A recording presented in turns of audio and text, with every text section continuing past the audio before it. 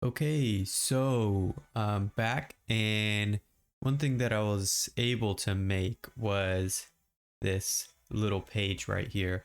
So just explaining some of the components. We started by importing React from React, and then we imported React DOM, which allows us to use the React DOM keyword, and then we imported the /index.css, and that's for our tailwind. So something that I'm noticing here is that we didn't need that there. And basically, I just broke these up into 3 different functions. We're going to learn how to do components pretty soon, which I'm pretty excited about. But for right now, this is just how I kind of did it. So I went ahead and returned my first div, which is going to have our image here. And I put the background slate just so that we would be able to see what goes where. So this is where my logo goes. And this is just basic JSX, grabbing our logo and then giving it an alt text. And then I have my header, which is fun facts about React. And then I have my list items here. So these are all in different functions. This is in a function called list. And one thing I can kind of do here is give it a bigger text size. I think that looks a little bit better.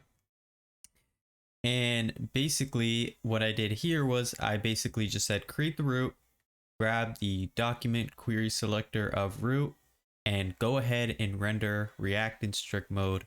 So this is kind of like saying a div. I fully don't understand this yet. It was just here when I installed my Tailwind, but I'm basically grabbing the navigation, the header, and the list. And since they're functions, they're kind of placed in here like HTML elements. And I've reviewed this in past videos, I'm pretty sure. So now what I want to do is go ahead and answer some of these pop quizzes.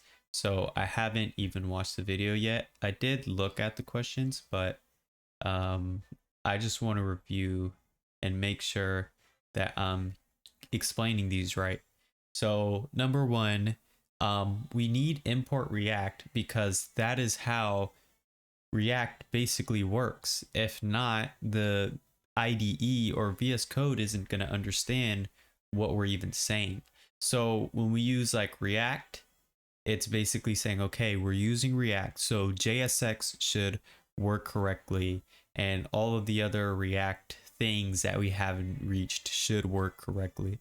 And then when we go ahead and say React DOM, and the newest one is React DOM / client for React 18, it's basically saying this React DOM keyword should work and should do what it's supposed to do. So here we have it creating a root, but in past Reacts, it's React DOM.render, and then it'll take what it wants to render, and then the second argument will be where we want to render it. But since we're using React 18, we don't use that. And then we're just importing our CSS.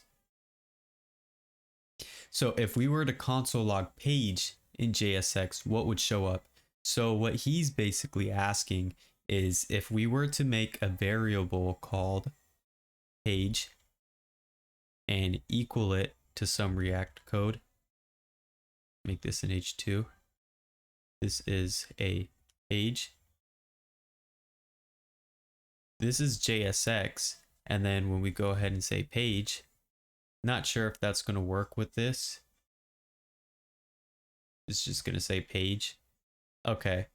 But since this is JSX, all this is going to do is actually just return an object, because all that JSX is an object that's basically going to return, or basically telling React to convert this object that we're getting from the JSX into DOM. So React DOM is basically just converting this JSX right here, which is by default, it is an object. It's converting that into DOM, or into something that we can see on our page. So when we go ahead and inspect and go to console.log, I'm getting a weird error. Not really sure why, but we're seeing that we're returning an object, and what's inside of this object is different values just explaining what page is. So as we can see here, the children of page is the text of this is a page. The type is an H2 because this is an H2. And if we add a class name here of text white and we reload, we will see that we get more information. So we get the class name of text white. And so basically all of this stuff is, all of this JSX are just objects that are being converted into DOM. So that's what React is doing with the JSX. So that was that. Number 3, what's wrong with this code? So what it looks like here is that he is trying to render an H1 and a P. So the problem with this is that it's not wrapped in the parent container. So if we wanted this to work, we would have to wrap this in a parent container, or else it would not work. And this is because when we're rendering our React, everything needs to be in a parent container if we're going to use more than one thing. But if we were just going to use this is my website, this would work just fine. But as soon as we bring back the H1, that would give us an error. So something being declarative versus being imperative. Okay, let me see if I remember this. So declarative, I'm thinking it means that, oh, what does this mean? I think when he means declarative, I think it's telling the computer, hey, do this, and then the computer will figure out the steps to do it. But when something's imperative, we have to run through the steps with the computer.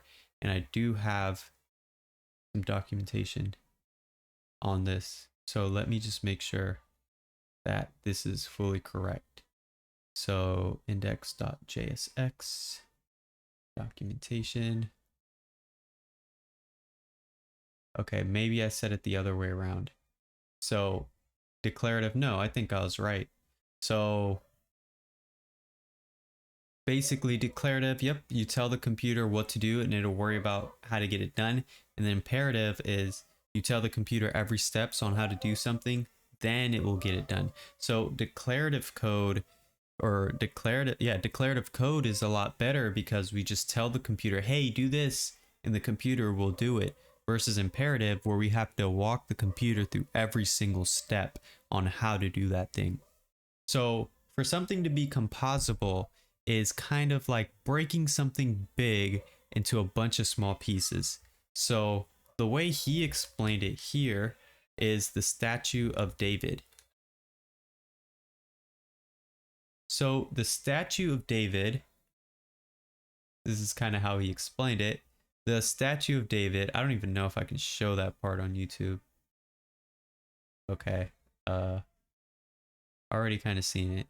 But the statue of David was one huge marble block.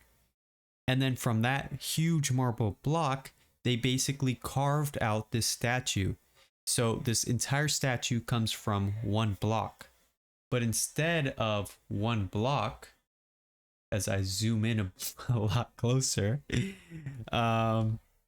we can go to like statue of David. We can just say Minecraft. That wasn't the example they used, but we can just do this. So the statue of David in Minecraft is different because it's taking a bunch of blocks to create the one statue. And that's kind of how we can think of something being composable. For something to be composable, it's basically to take one thing that is huge and to break it into a bunch of small pieces. So in Minecraft, the statue of David isn't just one block, it's a bunch of small blocks creating this huge statue. And that's how he kind of explained it in the scrim.